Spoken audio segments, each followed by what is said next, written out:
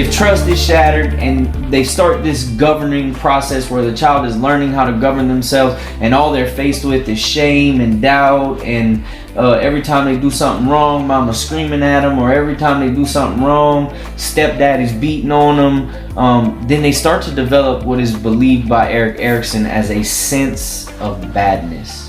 In other words, meaning... Why are you writing this down? Because I'm connecting my thoughts. And I got you. Okay. I don't know, I do that sometimes. A sense of badness. Now this is developmental psychology, y'all. You can look all this up. You can look Erik Erikson up. He's one of the leading psychologists when it comes to developmental psychology. A sense of badness.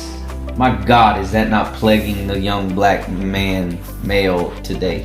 Right. Look at all the music. Look at the image that's presented. They all want to and listen, if you're white and you're listening to this, you better be concerned, because it ain't just a black problem no more. I can pull up over there in Sequoia Hills. Yeah. If you know Knoxville, they got nothing but money. And right at the light, I can watch two white boys pull up bumping Kodak Black. Right. They want to be gangsters. They grew up in not even just in the suburbs. They grew up with some money. Right. In multi-million-dollar houses. Exactly. So it's everybody's problem. It's not just the black community's problem. Right. And so here's another issue that that we're facing. And so again, you're talking about cultural influences pretty much governing a young mind that ends up again emulating what it sees, becoming what is surrounding this person. So here's the thing, man. Let's take my high school for example. I went to Stratford High School. Mm-hmm. Well, it wasn't a bad school. It actually was a great school, but they shifted they shifted the zones. So then you had middle class going to school with and don't take this personal, but lower class. So you had middle class living with project people, like in the same school. Yeah. So you had about 4 or 5 different sets all in one school. Yeah. So you had North Second, you had South Fayette, you had Inglewood, you had the Bottom. I mean, you had all these in one set. So you had to be extremely careful which hallway you walk down. Yeah. Right, because if you don't have that education or understand what they're saying to you, you might go home with 2 black eyes. And more often not, like without your shoes. Yeah. So it wasn't a good experience for most. Where I grew up I went to school in a predominantly black high school, and thank goodness they changed out the leadership.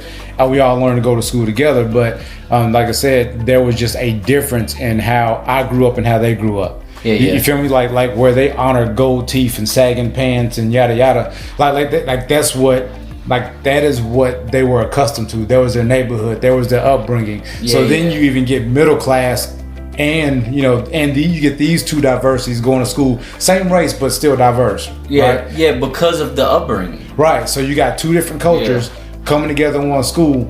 And bro, before you know it, the whole entire school is acting the same way. The whole entire school is talking the same way.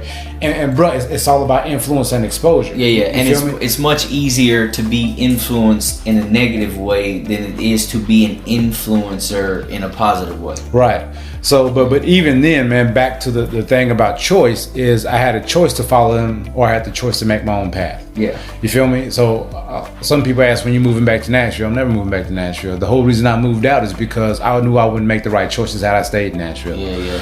If systemic racism is alive and well today, and still very much so attacking the black community, we as people, and I'm speaking to black people right now, y'all gotta stop blaming every white person for it. Right. Because I ain't sitting up in Senate making laws and passing bills that affect you in any way, bro. And I'm not oppressing you, and I never have. My pops didn't sit in a seat in the House of Representatives. Right. My mom was a drug addict. My grandpa struggled with alcohol. I had all kind of problems. Right.